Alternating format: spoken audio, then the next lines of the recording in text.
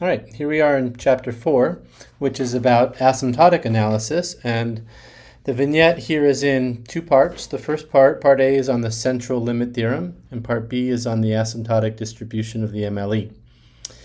Whereas in chapter 3, the vignette focused on the Gaussian examples, here in chapter 4 I'm going to focus on Bernoulli examples. Those are the ones from chapter 1 because they're more interesting in this context. Okay, so let's jump right in. Suppose that you have some data that you're going to model as IID with mean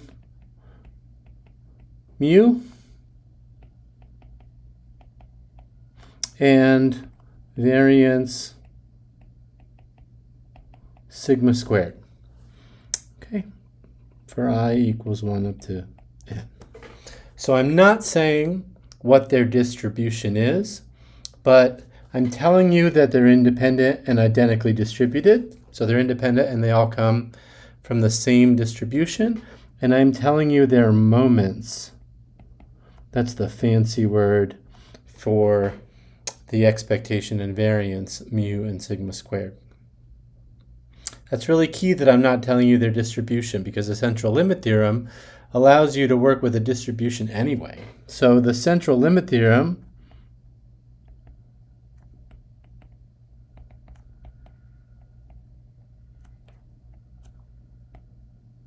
or CLT for short says that the average of those y's, which we sometimes call y bar, and I'm going to make sure to put a little subscript n to denote that it's an average of n of them, can be shown to have a Gaussian distribution with a mean of mu and a variance of sigma squared over n asymptotically, which means that as n, the number of data points in the average goes to infinity. So even though you don't make an assumption about the model explicitly, but implicitly through its moments, the Central Limit Theorem tells you something about the sampling distribution of averages, that those are Gaussian with a mean that equals the mean of the original distribution that the data came from, no matter what it is, and with a variance that decreases in sigma squared as the sample size n increases, and the approximation becomes more accurate as n increases. I think this is a wonderful result. You can always work with a standardized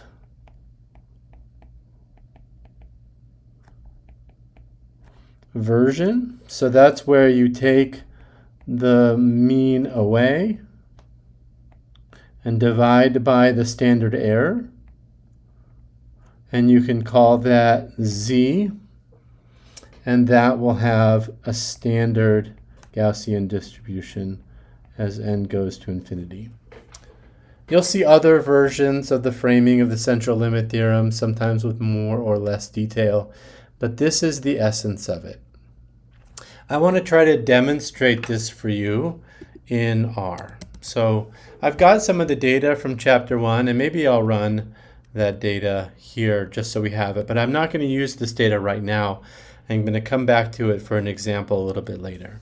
For right now, I want to look at yi values from an exponential distribution. What's an exponential distribution?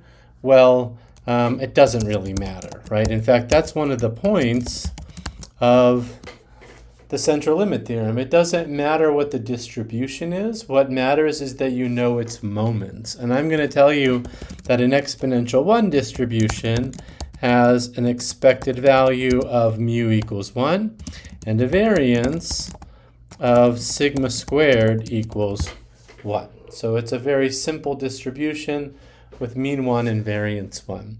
I am going to plot the density for you because I think that that's revealing of the shape of the distribution, which makes for a nice contrast with the Gaussian distribution provided by the Central Limit Theorem. So let me make a grid of y values that goes from 0 to 5. And then I'm going to plot for you y on the x-axis along with the density of an exponential for those y values on the y-axis. Okay, so there, oh, you can't see it, but you can now. So there is the density of an exponential distribution, and you can see that it's for positive random variables. The distribution is not symmetric, and it has its mode at 0, and it gives no probability to values that are less than 0. If I draw some exponential random variables, like here I've drawn 2 of them, okay, and I can do that a bunch of times and get different pairs of them. So here I'm thinking n is equal to 2. So maybe I can explicitly write that. N is equal to 2. And then I'm going to do n of them. Okay? And they're going to be different each time. And I could take the average of those 2. Why did I do that? Because the central limit theorem tells you something about averages. If n is big enough, those averages will take on a Gaussian shape. Now n isn't very big when it's 2, but you can already see that things are a little bit different than when I just take the raw random draws instead of their averages. So what I'm going to do is I'm going to take 2 draws, but I'm going to do it 1,000 times. And I'm going to store those in a matrix, okay, that has 1,000 columns. So this matrix will have 1,000 columns and 2 rows. So let's call this y. Okay, so the dimensions of y are 2 by 1,000. But I'm not going to save these y values. I'm going to save their means. So call means is going to be the means of the columns of this matrix. So I'm going to get 1,000 means. So these will be y bars. I don't need that anymore. Okay, so there should be 1,000 of them. And then I'm going to plot their histogram for you. Okay.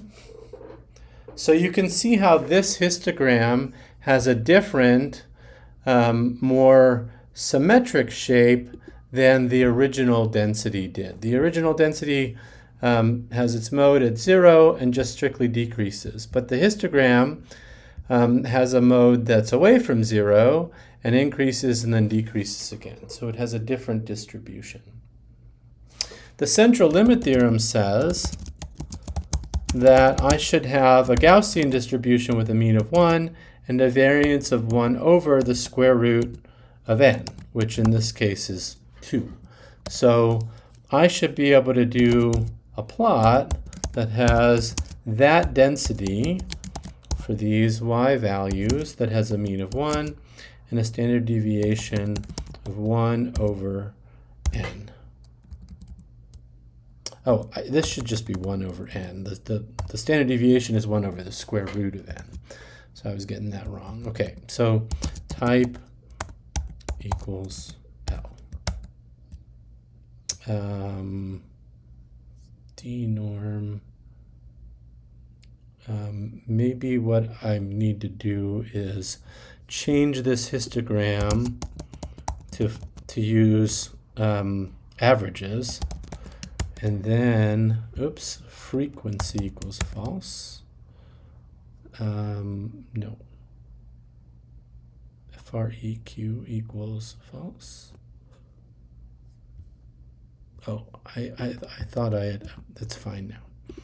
And then I can draw this line on the graph. Okay, so here I've got our Gaussian approximation and then the histogram of those averages to show you that there's something to this central limit theorem result, even though n is very far from infinity. But now I'm going to increase n to be 5, and we're going to do the same thing again. I don't need this length here. So when we have averages of 5 things, I get that the mode is moving over a little more away from 0, and I'm getting a little more shape, a little bit more symmetry to the distribution, and my Gaussian approximation from the central limit theorem is even more accurate. Now suppose I change this to 10 and do it again. I should have an even more accurate central limit theorem approximation. Now how about 100? That's a lot more. See how it's becoming more Gaussian? It's also becoming more concentrated around the mean of 1. That's the 1 over n, or square root of 1 over n for the standard error.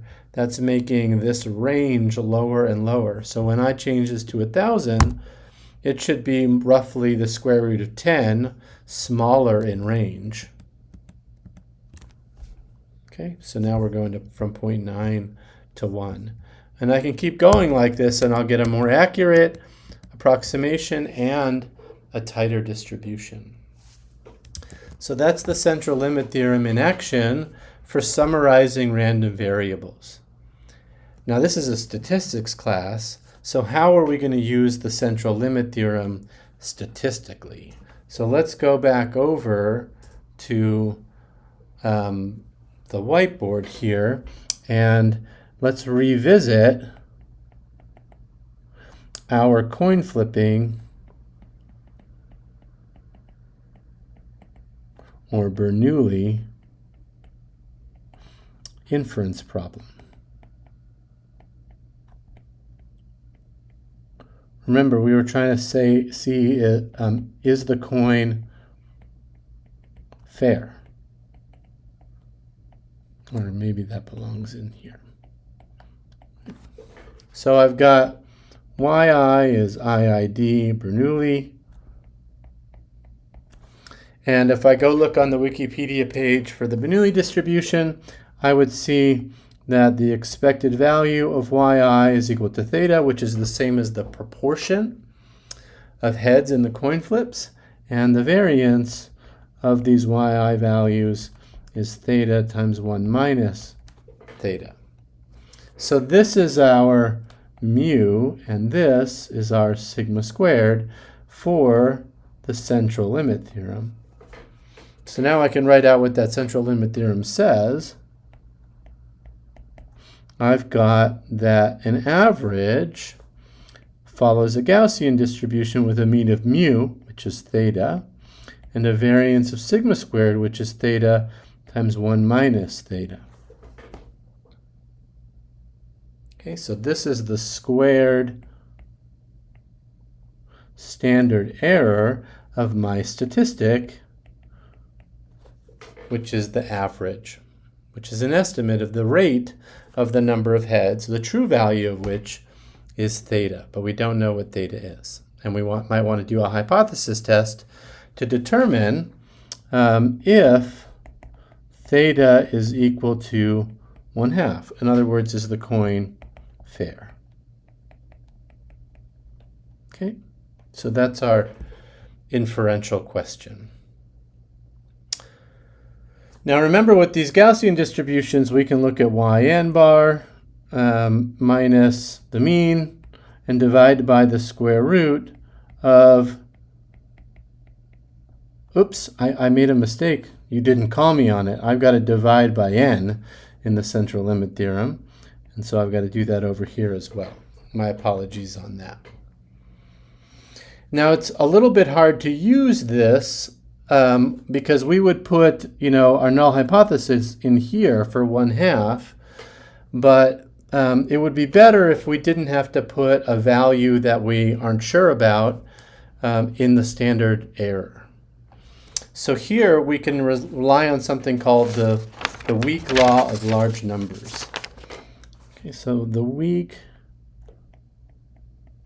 law of large numbers, and there's a little bit more about this in the book, gets abbreviated WLLN, says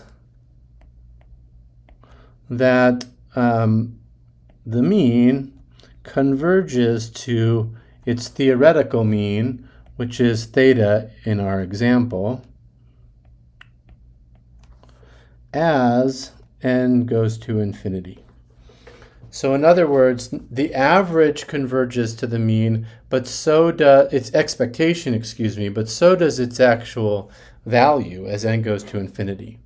So I can use that in the denominator. So I can use that, and I do that in the following way. I get to write y bar n, 1 minus y bar n over n. And that way, when I standardize, my denominator does not have any values that I don't know.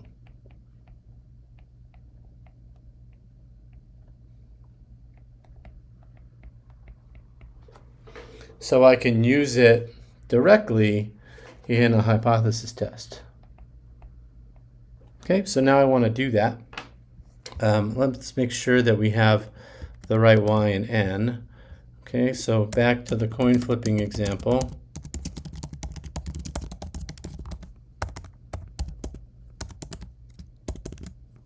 So I've got y and n, there are 30 of them. Okay, so I need my estimate. So that's y bar mean of y. Okay, and then I can calculate its standard error, which is the square root of y bar times 1 minus y bar divided by n. And then my z statistic is y bar minus 0.5, because I'm doing a null hypothesis of theta equals 0.5 divided by that standard error. And then I can do a p-value. That's 2 times p-norm of minus absolute value of z. Okay, and now I've got my p-value. So that p-value is bigger than 5%, so can't reject the null hypothesis. Now you might remember that in chapter 1, by simulation, we got a p-value of 0.36, which is different than this p-value. Both are approximations, right? In the central limit theorem, central limit theorem is more accurate when the sample size, little n, goes to infinity. I like to write infinity as 2 little o's next to one another. Simulation is more accurate when the number of simulations goes to infinity. So they're both asymptotic approximations in a way, but I have control over capital N. I can decide how many simulations I want to do, and if I'm worried about accuracy, I can always do more and rest assured that I'm getting a more accurate result.